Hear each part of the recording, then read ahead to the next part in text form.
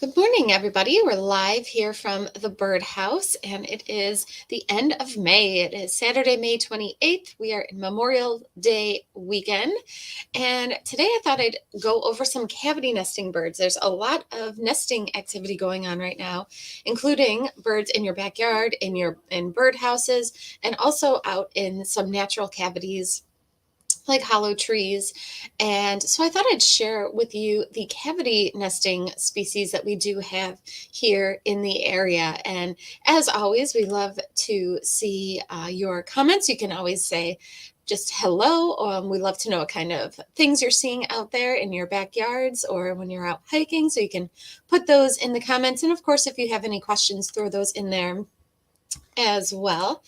But let's talk about cavity nesting birds because not all birds do nest in cavities, but these are some of the species that we do have around here that do. So the first I'd like to go over is bluebirds, of course, and everybody who is lucky enough to get bluebirds absolutely loves watching how many broods they have and loves watching their bluebirds grow up.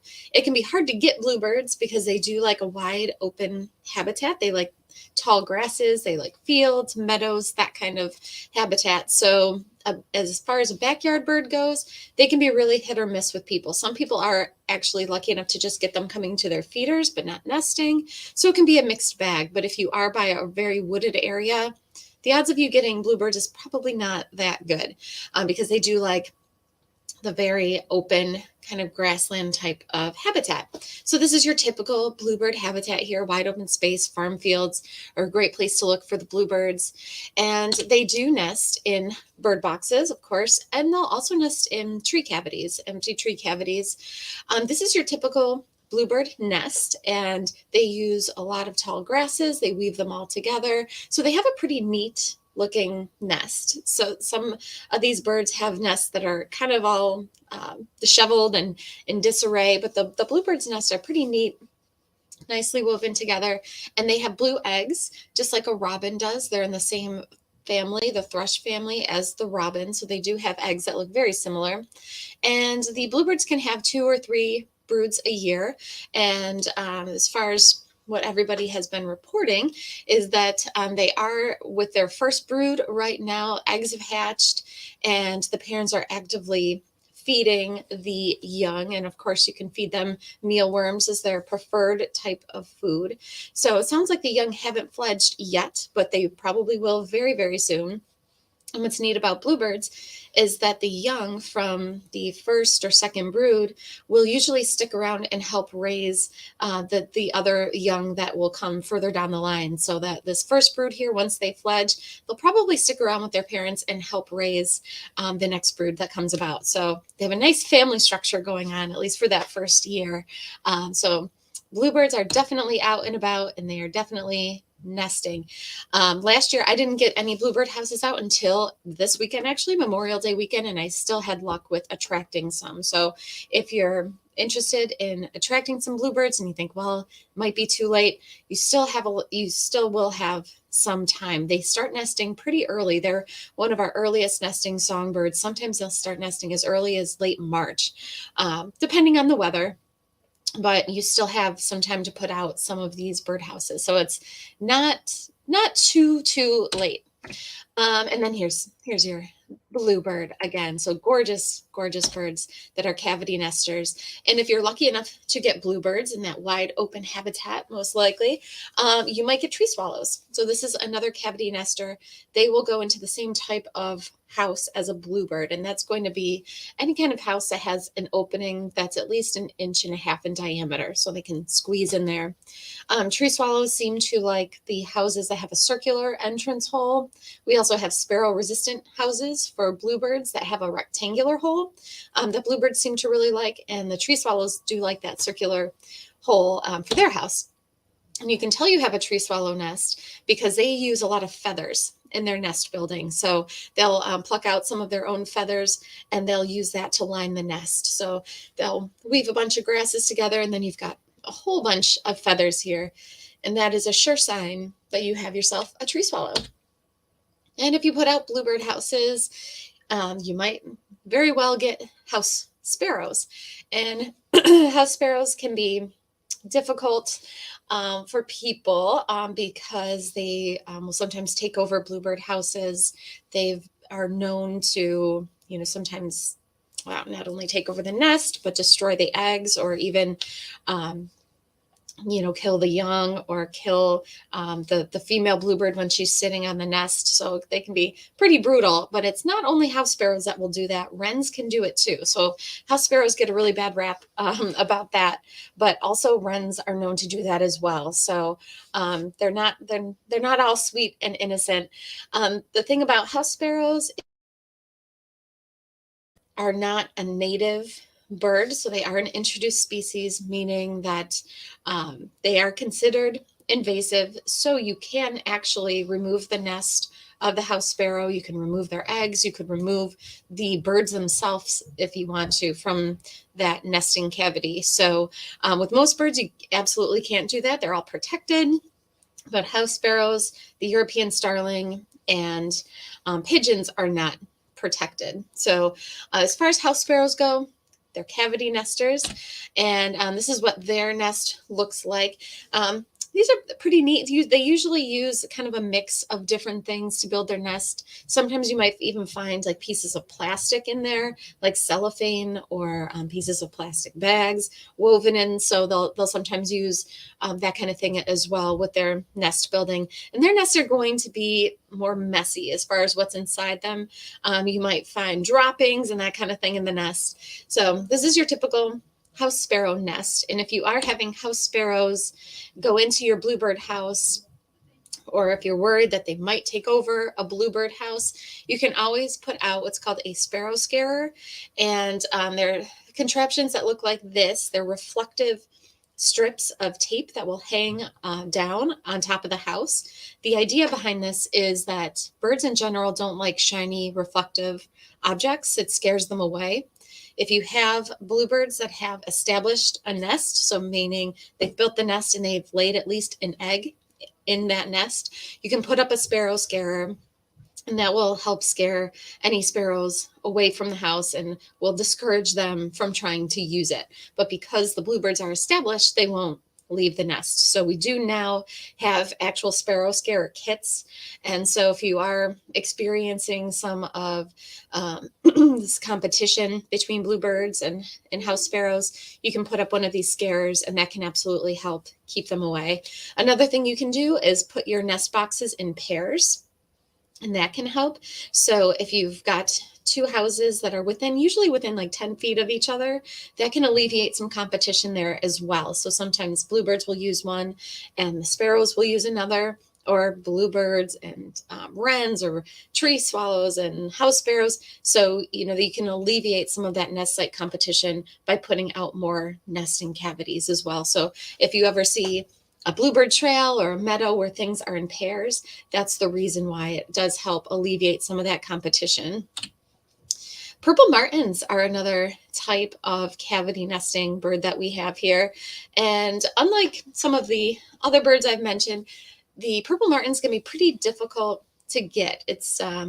They have very specific things that they like with their houses. They do like wide open areas, and they also like to be around water if possible, like a big pond. You can find them by the lake. If you ever go to Montezuma, they have a really nice established purple martin colony.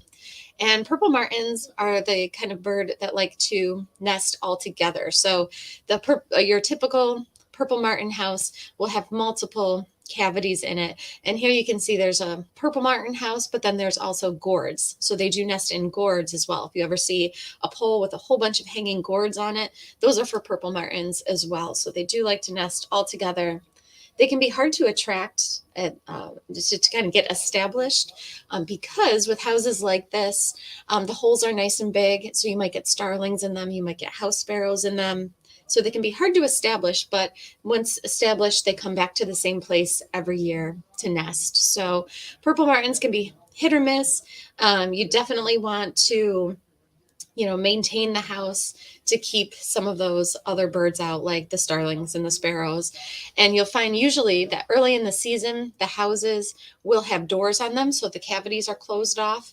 So birds can't nest in there until the purple martins come back. So that's one way of keeping starlings and sparrows out because they're here all year. So they'll start nesting kind of early in the season. But you can have these kind of doors on them to kind of block off their access until the purple martins come back, and then the doors come off and the martins can nest. So really, really cool type of bird in that same family as the tree swallow. They'll fly around and pick insects off in the air mid-flight. So really, really neat to watch. So these are the purple martins. And then a typical backyard bird that you can get is going to be a wren. Wrens aren't super picky about where they nest, and I've brought that up many times before that we get all kinds of interesting phone calls about places that wrens are nesting, not just houses, but mailboxes, garages, had their clothing up on a clothesline, and a wren started nesting in the pocket of one of the shirts. So it doesn't take them long to start building a nest. You can tell you have a wren if you have a house with a lot of sticks in it. And the wren male will start the nest building process. He'll find different cavities and start building nests in multiple cavities. He'll sing and sing and sing to attract a mate. She'll come and look at all the different spots, and then she decides where she wants to establish the nest and continue that nest building process. So if you've ever had a birdhouse that just has a little kind of layer of sticks in it and nothing else, that was from a wren that started the nest building process, but the female decided to go elsewhere. So we've been getting lots of reports of wrens nesting. There's been some that have fledged already. We've got two different species that are commonly coming to houses. This is going to be the house wren. And here's a picture of the house wren here. And then the Carolina wren. And wren houses you can hang in a tree. They just need a small opening of 1 inch in diameter because they are such a small bird. And some wren houses actually have just almost like a triangular opening, so a larger opening. And the idea behind those is that it allows for them to bring in those big sticks, because sometimes it's hard for them to maneuver those big long sticks into a small little circular hole. So there are specialized Carolina wren and wren houses that you can also get.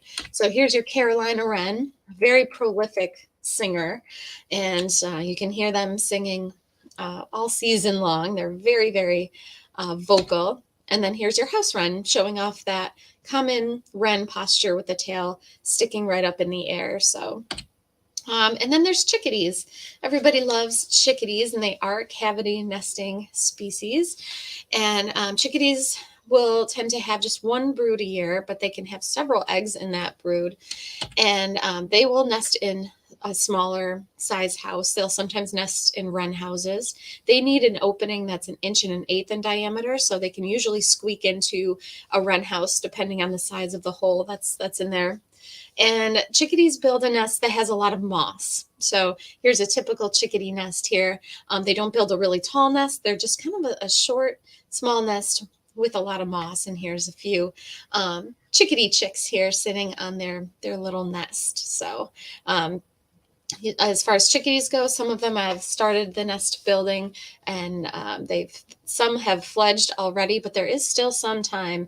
There are still some people who are just getting chickadees coming to their houses, so you still have some time to attract some of these cavity nesters. And then another typical common backyard bird that's a cavity nester is going to be the tufted titmouse. So they will nest in houses. They'll also nest in hollow holes of a tree. And here's a picture of a pair here nesting in a tree. And they're in the same family as the chickadee. So they're both in that same group. So they can commonly be found in the same kind of habitat, eating the same kind of food. So this is your tufted titmouse, another cavity nester. And nuthatches are another cavity nester. They will nest again in houses. Most likely going to see them nesting in the holes of trees, which is where they forage, and that's where they're finding most of their food. So they will nest in these cavities. And we have two different species of nuthatches here. This is the white-breasted nuthatch, and then there is the red-breasted nuthatch. So both of these are common cavity nesting species. And talking about this bird, we've been talking about it on and off, especially early in the season when we were seeing an influx of them. This is a brown creeper, And brown creeper, they blend in very, very well with the trees. You can see it here, blends in very, very well with the bark. They're another cavity nesting species. So they spend their time creeping up a tree. So if you see a little brown bird that's kind of sneaking up a tree, it's probably going to be a brown creeper. And they are another cavity nesting species that you can find here in the upstate New York area. And our woodpeckers are also cavity nesters, and they will excavate their own nesting cavity. And what's great about woodpeckers is that they'll build their nesting cavity, and they don't necessarily use it year over year. So they create nesting cavities for other birds as well. So we've got the downy woodpecker, hairy woodpecker, the red-bellied woodpecker, and even the pileated woodpecker. So they are all cavity nesting species that we have here. And you can also get woodpecker houses. They tend to be larger.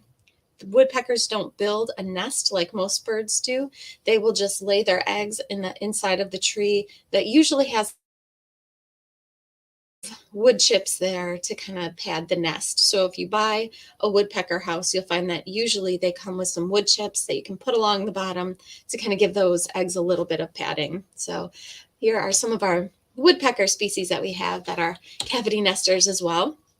And nesting in the same type of cavity as woodpecker are going to be the European starling. I mentioned house sparrows earlier are an introduced non-native bird. Same with European starlings, but they are a pretty neat bird. They're actually in the mynah bird family, so they are kind of a mimicking bird. You might have a starling that will mimic the sounds of other birds or even sounds that it hears around. I used to have one in the neighborhood that would mimic a car alarm, which was pretty funny. So the starlings are pretty neat, and they are also a cavity nesting bird. So you're typically not going to get one in your birdhouse in your backyard unless you do have something larger like a screech owl house or a woodpecker box, because they do need a pretty large hole in order to squeeze into. And some of you have been reporting great crested flycatcher, and they are a cavity nesting bird as well. And here's a picture of one. They eat a lot of large insects like this dragonfly here. It's got a beak full of dragonfly. And the great crested flycatcher, probably not going to nest in a birdhouse, but they will nest in hollow trees. If you happen to find a nesting cavity and you can look in to see what the nest is made of, if there's any kind of snake skin in there, that's probably a great crested flycatcher. They tend to use snake skin and weave that into their nest, which is pretty interesting. But great crested flycatcher are definitely out there. They're pretty vocal too. They tend to sing quite a bit. And they are another cavity nesting species we have here. And then to sum it up, we've got some larger birds that are also cavity nesters, like screech owls. And people have had, pretty good luck actually attracting screech owls with a nesting box. They're not an uncommon bird to have in your backyard, especially if you do have a good amount of woods around. So screech owls need an opening as far as the diameter of the hole that they squeak into. They need one that's about 3 inches wide. So your screech owl boxes tend to be pretty large, and they do prefer habitat or nesting habitat that has multiple cavities, multiple tree cavities. So your best bet in attracting them is putting out multiple houses or putting out houses around natural tree cavities, because they will nest in some, they'll store food in others. So they do like multiple tree cavities. The thing about screech owls to keep in mind if you do want to attract them and put out houses for them is that they are not only a great predator for small rodents and mice and that kind of thing, but sometimes they'll go after songbirds as well. So just keep that in mind as far as your screech owls go, that they do also eat some songbirds. And if you put out a screech owl box, you might also get American kestrel. They're another cavity nester. They will nest in the same type of boxes as the screech owl, same size, everything. Kestrels you'll find by open fields. They do like wide open fields where they hunt for small mammals, large insects. This time of the year, you can usually find kestrels perched on telephone wires if you're driving through, some open area that has lots of phone wires. keep an eye on what's perched up there. If you see something that looks like a mourning dove but has a bigger head, it's probably a kestrel. They're quite small, but they're going to have a much larger head than your typical mourning dove, and so they are also a cavity nesting bird. And wood duck, if you happen to be around any kind of swampy area or any kind of wooded, wet area, you might be lucky enough to get wood duck. They are a cavity nester, and here's the male and the female here. And they'll nest in boxes, and they'll also nest in hollow trees. Sometimes those trees are way, way up, that have very, very high cavities way up in the tree. And when it comes time for the young to leave the house, they will just, sometimes the adults will even just push them out of the house, and down they go, and they plop it either into the water or onto the forest floor beneath them. So here's a young one leaving the nest. It's a great photo. And then there's also hooded merganser is another bird that will nest in cavities. So we've got a couple duck species that do nest in cavities, and this beautiful hooded merganser is another one if you happen to be by water. So that is what I have prepared for you guys today as far as cavity nesting birds. Now is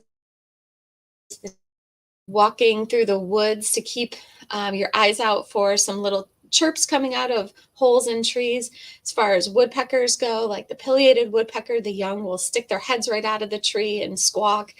So you never know what you might find this time of the year. And of course, if you've got houses in your backyard, now is the time you might start to hear those little chirps of the young coming from the house. And as far as providing food for some of these babies, the best thing you can do is put out mealworms, because they do require, the young require a lot of insect protein in order to grow big and quickly, because as far as songbirds go, they're really only in that nesting cavity for a couple weeks before they fledge. So they go from hatching to leaving the nest usually in 2 weeks, 2 weeks time, sometimes a little less, sometimes a little more. So it's really not long at all, which is pretty incredible. So as always, if you have any kind of questions, you can put those in the comments. We've got some people on here at the moment. Let's see. Bob says, funny you are doing this today, as I have a pair of house wrens working on a nest right now.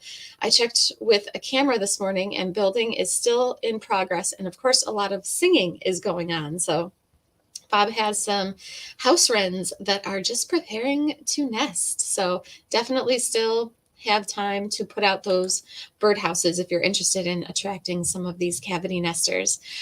Chris is on. She says, I have some chickadee parents who are so busy lately going in and out of their cavity nest in the tree stump.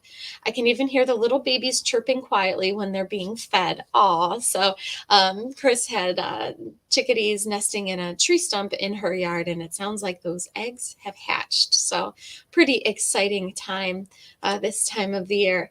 So it looks like that's everybody's comments and questions for today. We'll be back on Tuesday, where we will give you an update about the different birds being seen in the area. We'll share your photos, and we're starting to get some pretty fun insect activity like butterflies and bees visiting the garden. So we'll give you an update on some of those creatures as well. So I hope you guys have a great Memorial weekend. Hopefully you get some time to relax and rest and get some birding in.